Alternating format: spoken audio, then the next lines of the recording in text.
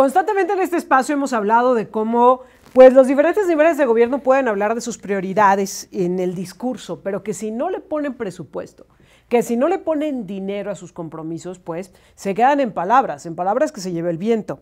Uno de los principales compromisos por parte del gobierno federal ha sido el primero, los pobres.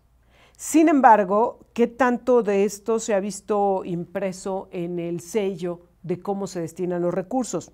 Vale la pena esto ligarlo también al tema de la economía.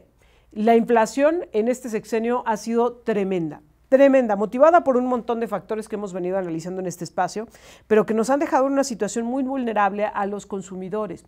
Ni más ni menos, esta mañana podemos revisar los últimos datos de inflación con respecto a cómo está nuestro país y nos damos cuenta cómo pues, productos del campo, que además pues, ya se había señalado que estaban emproblemados, como es el tema del limón, están significando los mayores incrementos en el gasto pues, que hacemos de manera cotidiana para surtir nuestra despensa.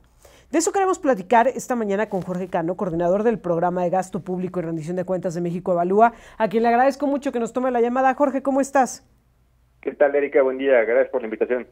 Jorge, escuchamos en el mensaje, con motivo del sexto informe de gobierno del presidente, hablar de la autosuficiencia alimentaria y de cómo el campo se iba a convertir en uno de los grandes temas, o había sido, incluso lo manifestaba así el presidente, uno de los grandes temas en este sexenio para llegar a ese punto en donde no tuviéramos que comprarle nada a nadie y pudiéramos tener una autosuficiencia alimentaria. Sin embargo, en estrategia, en presupuesto, ¿qué tanto se ha apostado al tema del campo? Pues mira, Erika, efectivamente, como lo comentabas al inicio, donde se pone el presupuesto están las prioridades políticas y vemos que el sector de agricultura, así como muchos otros sectores como el de ciencia y tecnología, no han sido prioridad en este gobierno.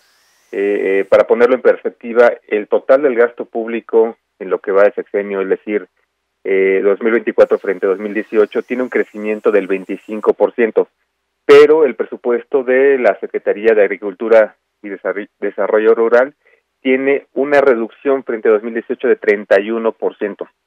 Esto quiere decir que pues se han recortado presupuesto para proyectos del campo, precios de garantía y también desarrollo tecnológico en este sector. Obviamente, al haber un menor presupuesto para este rubro, pues tenemos diferentes problemáticas que se reflejan en el campo de menor productividad, mayor dependencia con Estados Unidos y otros países, y también menor desarrollo o transferencia de tecnología. Estas implicaciones de las que hablas, estas consecuencias que estamos viviendo, ¿se han visto en algún momento, digamos, analizadas, reflexionadas por parte del gobierno federal? ¿Ha habido un compromiso de cambiar el rumbo? Ya que, insisto, el argumento principal ha sido esta autosuficiencia alimentaria, ¿ha habido alguna reconsideración? ¿Y cuáles son, en mayor medida, esos programas y esas acciones que se han eliminado? Y te lo pregunto porque desde San Luis Potosí los productores agrícolas y ganaderos han estado padeciendo por el tema de la sequía. Y han estado hablando de cómo, por ejemplo, no solo se eliminaron programas de apoyo y de incentivo al campo, sino también incluso el tema de los seguros para el caso de las catástrofes, dejándolos desprotegidos ante las inclemencias que de pronto se pueden presentar. Sí, hubo un cambio de visión cuando llegó este nuevo gobierno. Por ejemplo, se eliminó un programa que está enfocado a facilitar que se hicieran compras de seguros privados para garantizar el precio de los alimentos, sí.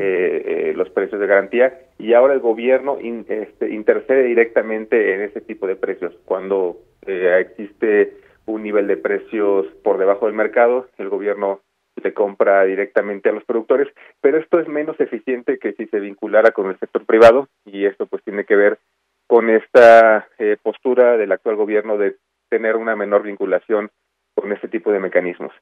Obviamente también está el factor del agua que tú comentas. Ahí no, el problema no está tanto en la SADER, sino en la Secretaría, en la CONAGUA, que es parte de la Secretaría de Medio Ambiente y Recursos Naturales, Semarnat, y esta, pues si bien ha tenido un crecimiento frente a 2018, todavía se encuentra 21% por debajo del máximo alcanzado en 2014.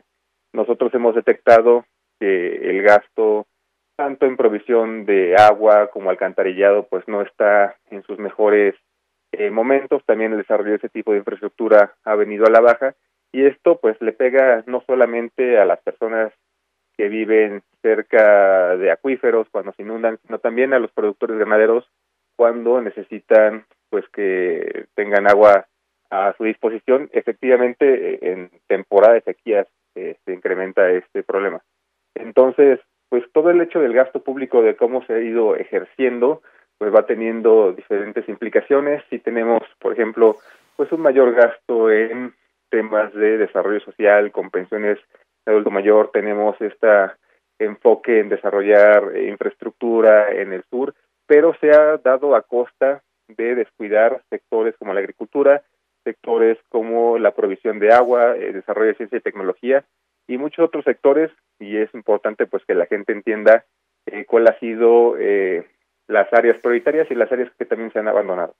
Ahora, la consecuencia de esta desatención al campo me parece que va mucho más allá solo de los productores. Hemos visto los niveles inflacionarios que hemos tenido durante este sexenio en nuestro país y durante este último año. El presidente recientemente, por ejemplo, minimizaba el conflicto con los productores de limón y decía, no, bueno, ya se está atendiendo, no pasa nada. Ellos denunciaban extorsiones, llevaron a paros de actividades, etcétera.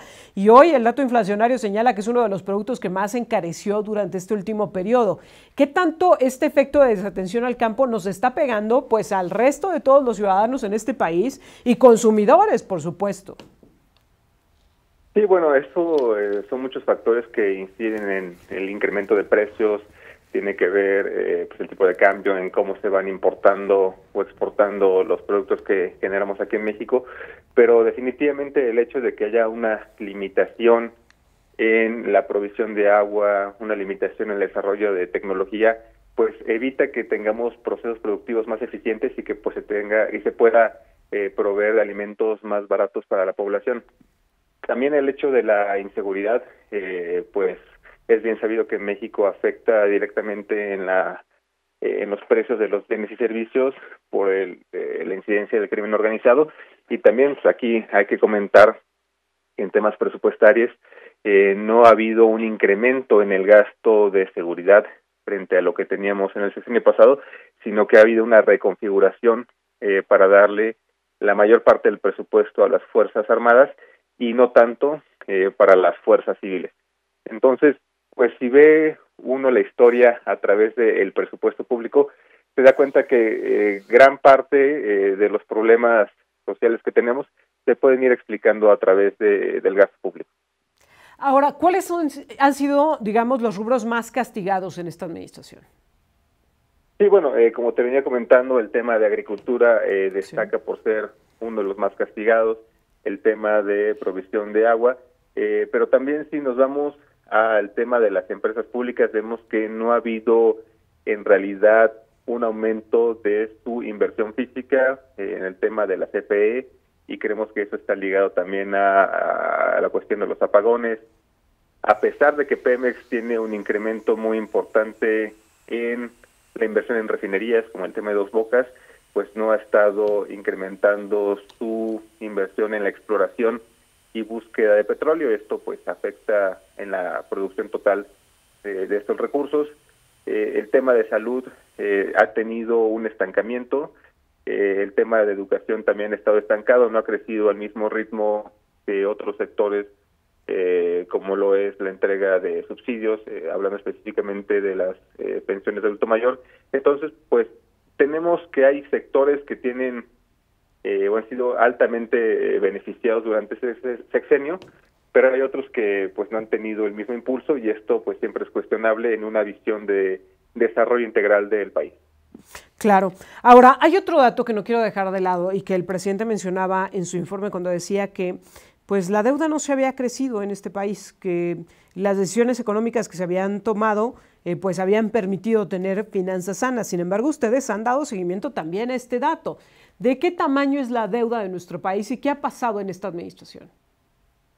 Pues sí, la deuda ya está en torno a los 16.3 billones de pesos, cuando en términos reales al cierre del sexenio pasado estaba alrededor de 14 billones, es decir, un incremento neto de 2 billones de pesos, y esto pues es contrario a la promesa de no endeudamiento, pero el gobierno pues ha mencionado que esta promesa que se hacía al inicio del sexenio estaba pues más bien medida en torno al tamaño de la deuda frente al frente de la economía. En este punto, pues efectivamente el gobierno recibió un endeudamiento de alrededor de 43 puntos del PIB, del tamaño de la economía, y lo va a dejar por ahí del 50% del PIB. Sí va a haber un aumento bastante considerable, pero efectivamente el aumento va a ser menor a lo que se vio con Peña Nieto. En cualquier forma, lo que nosotros estamos viendo es que este incremento de la deuda no es comparable con el que se dio en sexenios pasados, ya que se está dando en un contexto de mayores tasas de interés. Es decir, no es lo mismo que una persona se endeude comprando un coche cuando la tasa de interés está, digamos, al 10% y cuando está al 20%. Claro. Esto implica que va a pagar más intereses.